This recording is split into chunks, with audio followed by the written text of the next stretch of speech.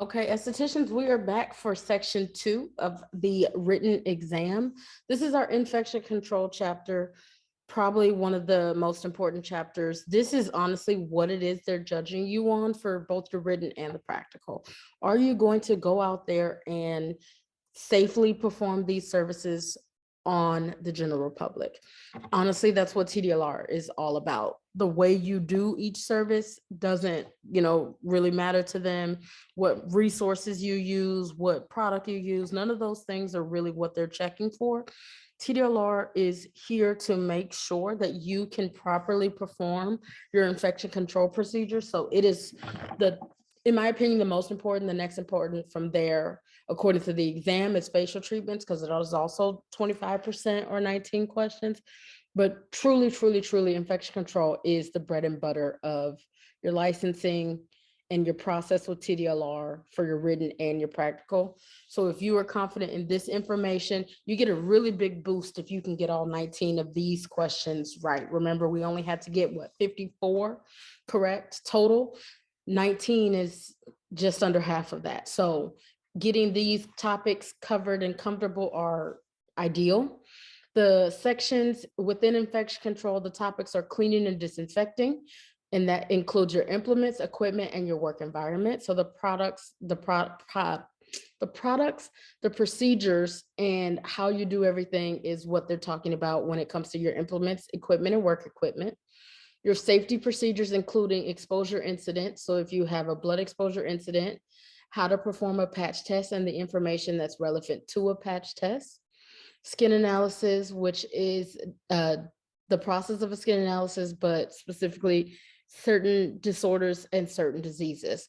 So we're going to look through the textbook for one, where this information is. We're going to identify where that information is and in what chapters you need to know. And then we're going to go through the chapters and pick out our vocabulary words and put them down, so that we have our vocabulary words.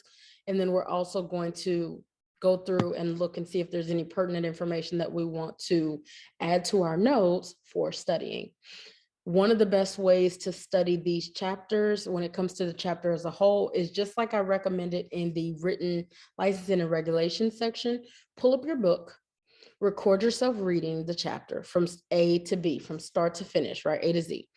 Read the entire chapter. Every day, you need to listen to that chapter or those chapters, do your vocabulary words, do a Quizlet for 2 weeks to 30 days before you test. So if you know you want to test as soon as you graduate, you need to start this process 30 days out. Because if you do each section once a day for 30 days, you'll be able to do each of the 6 sections 3 or 4 times, depending, give or take. Sometimes you may do 2 sections in a day. Sometimes every day you may do all of the sections each day. Depends on how much time you have to commit to it. But if you start by recording yourself, reading each of the chapters, for each of these sections, I would have several different chapters, like several different videos, right? One video would be me reading the chapter from start to finish. The next video would be me reading just the vocabulary words, like the list of vocabulary words and definitions from start to finish from the chapters. The third one would be maybe I go on Quizlet and I make a Quizlet that's like 50 to 100 questions of just information from this topic. And then I would go through that Quizlet once or twice a day. So every day, if it's my infection control day, I'm going to listen to that recording nonstop. So to both recordings, the chapter and the vocabulary words. And then I'm going to do the quiz in the evening before bed, see how I do. And then go the next day, I'm going to do another section, so on, so on, so on. And then when I get back to infection control, my only goal is to have taken that Quizlet. If I made 100-question Quizlet for infection control, if I got 50 of those questions right after my first study session, so my first day of just doing infection control, the next time I do it, I want to get 60 questions right. The next time, 70, 80, 90, 100. I want to get better and better and better. So if you are the kind of person that knows that you're not a good test taker, you need to put yourself on a 60-day study plan. That way you have more than 3 or 4 opportunities to go through each one of those sections. If you are confident that you can, take the bullet points, read the chapter and go take it and be good, then you only need a week or two to study.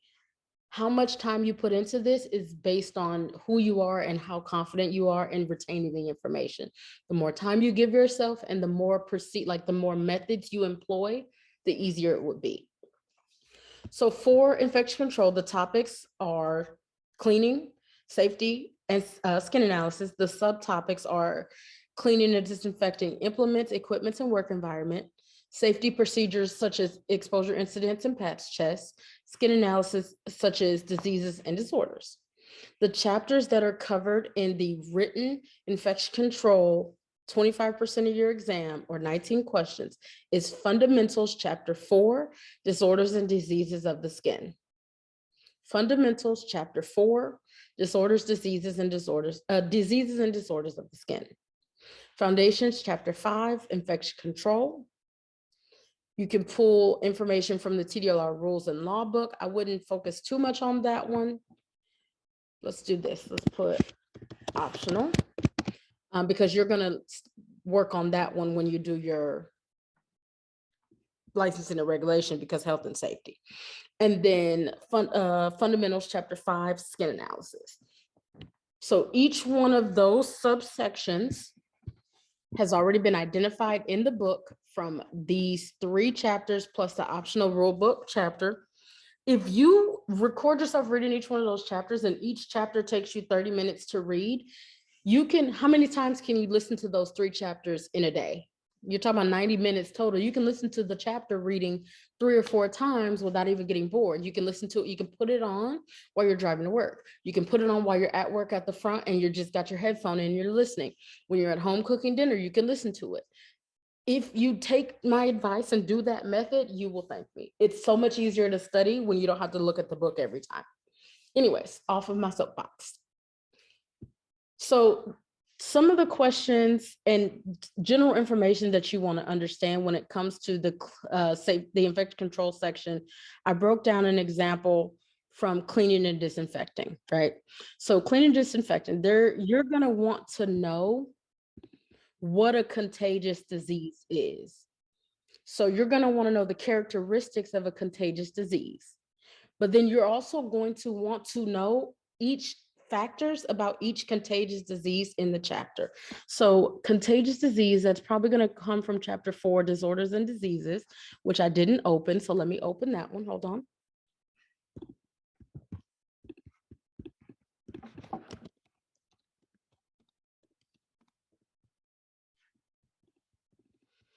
Okay, so I've got Chapter 4, Disorders and Diseases pulled up. Let's locate contagious disease. So what is a contagious disease? That's lesions, secondary lesions, types of skin cancer, ABCs of cancers, type of acne, clogged follicles, so continuing with type of acne, grades of acne, acne influences, medical treatment for acne, PCOS, symptomatic polycystic ovarian syndrome, so PCS, list of common vascular conditions or disorders, vascular identifying pigmentation disorders. We're still looking for diseases, different type of dermatitis, not a disease. Define non-contagious skin and nail diseases. So the term contagious disease is used interchangeably with the term infectious or communicable diseases. Do not perform any services on one with a contagious disease because it can spread and infect other. Refer to them to a medical professional. The following are contagious diseases. So what is a contagious disease? The term contagious disease can be used interchangeably, meaning they all mean the same thing with contagious, infectious, or communicable, which means that we can't perform services on them because that disease can be spread and infect others. We would need to refer them to a medical professional. So when I'm looking at my notes, I've learned what a contagious disease is. So then we go to our infection control section from our CIB, when it asks about skin analysis and it asks about diseases, well, I need to know contagious diseases. But to take it a step further, I'm going to also be confident in the information about conjunctivitis, which is pink eye, herpes simplex 1, herpes simplex 2, herpes zoster, impetigo, omeocrimosis. I'm going to look that one up because that doesn't sound like I said it right. ONYCHOMYCOSIS.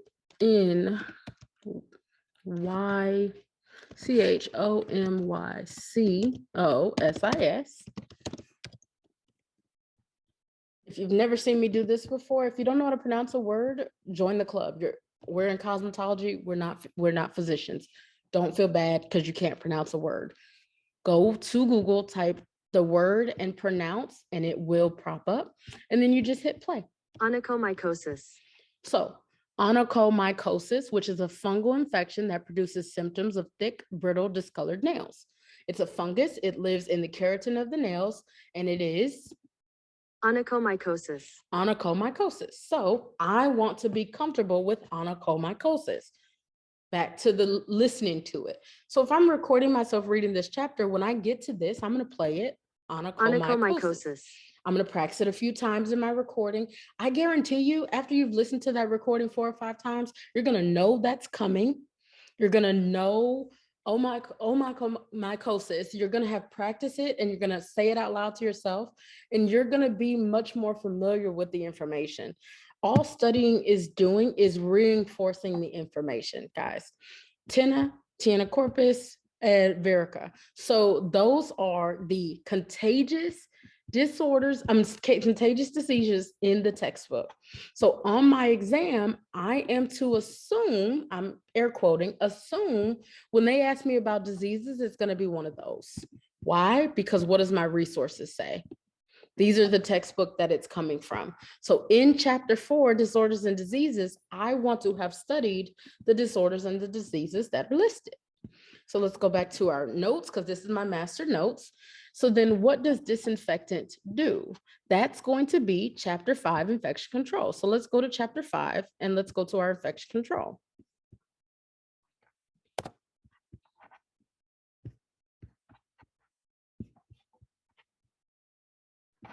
Pardon my moving while I'm going to open the other chapter. So I know it's going to be kind of funky. Okay.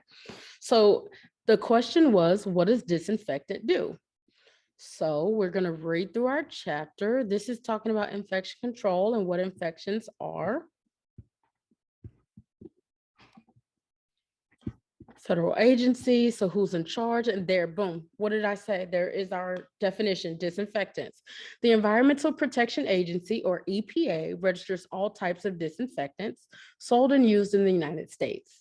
Disinfectants are chemical products that destroy most bacteria, excluding spores, fungi, and viruses on surfaces. It is against federal law to use any disinfecting product in a way contrary to the use indicated on the label. Before manufacturers can sell a product or disinfecting surfaces, tools, implements, and equipment, they must obtain an EPA registered number, including indicated on the product labeled EPA registration number near the manufacturer's name. That certifies that the disinfectant, when used correctly, will be effective against the pathogens listed on the label. So let's go back to the State Board Guide, right? Our CIB. What does this say? Cleaning and disinfecting on implements, equipment, and our work environment. So I now know that to properly perform disinfection, and I'm assuming you know this because you've done this chapter, but for the sake of studying for your state board, we're relearning, we're reteaching ourselves the primary information so that when we take this test, it's at the front of our brain. So now I know that the EPA, which is an agency, registers all disinfectants that are sold in the United States. I also know that a disinfectant is a chemical product that destroys most bacteria, excluding bacterial spores. So if the state board exam asks me a virucidal disinfectant that is not registered, is a virucidal disinfectant that is not registered with the EPA capable of being used in your salon or spa? The answer is no. Why? Because my chapter 5 infection control told me that it has to be registered with the EPA, and for it to qualify as a disinfectant, it had to be capable of destroying most bacteria, including funguses, viruses, and they have to be on a surface. So if it's a bacterial spore, a disinfectant won't work. So let's go back to our next question. What is the primary purpose of regulatory agencies? Back to the chapter. We already looked at what the agencies are. And then here, laws and rules, what are the difference? So Environmental Protection Agency, EPA, we know they register disinfectants. We then have OSHA, or the Occupational Safety and Health Administration. They are created a part of the U.S. Department of Labor to regulate and enforce safety and health standards to protect employees in the workspace. So OSHA protects employees in the workplace. EPA protects consumers by making sure that professionals are using the proper disinfectant and the proper materials. And then you have state regulatory agencies like TDLR, who are the agencies that protect us as the professional and our customers by creating a requirement and maintaining that the requirement is being followed. Is everybody on the same page with me? Nobody should be lost yet. If you feel like you're lost, raise your hand on the Zoom or type a question in the chat. Perfect. We got a question. Let's check in. Nope. Perfect. Maybe. Cassandra, I know if anyone has any questions, it's not you, please. And then what are 6 precautions to follow when using disinfectant? What is a multi-use item? Can porous items be disinfectant? What is the difference between non-pathogenic and pathogenic bacteria? All of these questions we posed as someone who has gone through this chapter and who knows what's in the chapter. For you, the first thing that I would do is go through the chapter, read the chapter, and identify each bullet, each information, like point of information, and then familiarize yourself with that information, and then pose questions to yourself about the information. So let's look at types of bacteria. It's on the top right. It says there are thousands of different kinds of bacteria, which fall into 2 types, pathogenic and non-pathogenic.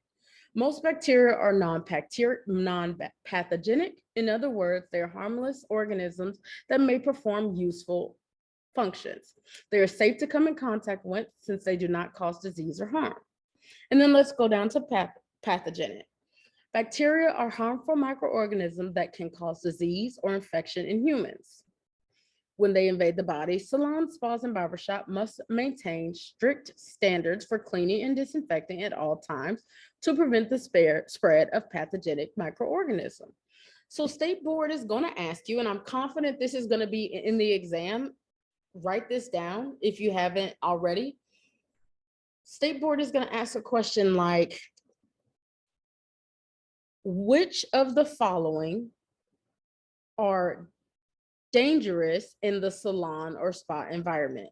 Non-pathogenic bacteria, pathogenic bacteria, viruses, or all of the above, or something along those lines. But what they're looking for you to know is the difference between pathogenic bacteria and non-pathogenic bacteria. They want you to know the difference between a microorganism, which is any organism of microscopic or submicroscopic size. And they want you to know the difference between bacteria, which is single-celled microorganisms that have both plant and animal characteristics. Remember, there are thousands of types of bacteria. So bacteria is an organism or a bacterium. It's a single-celled microorganism that can have both plant and animal characteristics.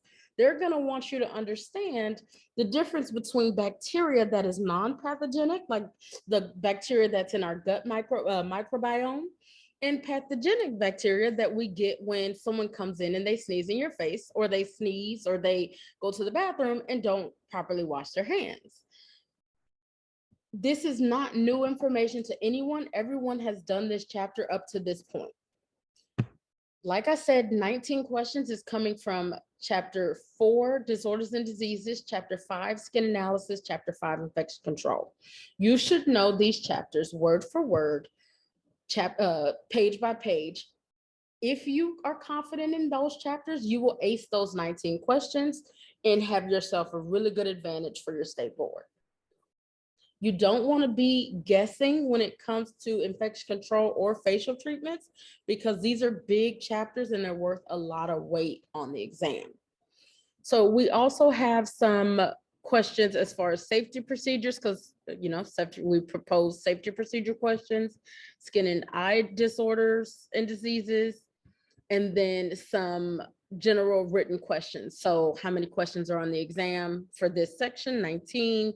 What topics are covered? Cleaning and disinfecting, safety procedures and skin analysis. What are the subsections that are covered? Cleaning and disinfection of implements, equipment, and work environment. What questions you have about the sections, and then making a practice exam for this section. So we have it as 11, but it needs to be at least 19. I recommend starting with the chapter reading first and then doing the vocabulary words. So one of your activities after lunch, we will go and do the vocabulary from those 3 chapters, chapter 5, infection control, chapter 5, what is it here? Chapter 5, skin analysis, and chapter 4, disorders and diseases. So I'm going to pause here for the recording. And then while I'm doing that, does anybody have any questions for the actual chapters that infection control comes from? Does anybody have any questions about this section so far?